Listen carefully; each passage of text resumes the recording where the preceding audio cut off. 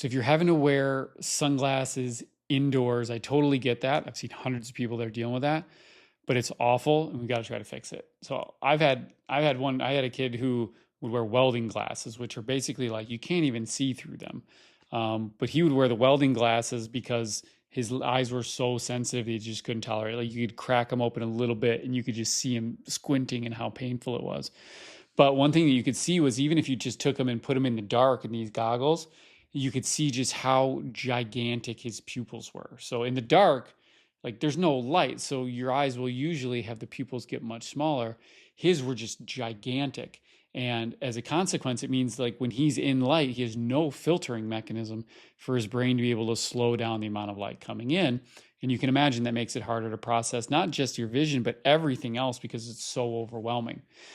So, how do you unwind that? You start to think about, well, what would be the mechanism of creating that pupilloconstriction? And how can we just softly exercise that system so it gets stronger and stronger, more adaptable to light? You might not even be able to use light to get it. You might have to use things like near and far that also change the pupil, or using frontal mechanisms that allow you to be able to control the pupil.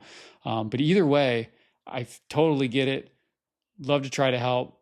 If you're noticing I'm wearing sunglasses, it's nighttime, I'm indoors, but I'm so sensitive to that. We've got to get you back online so that you can get some normal light in your eyes, get that circadian rhythm going, and get your life back.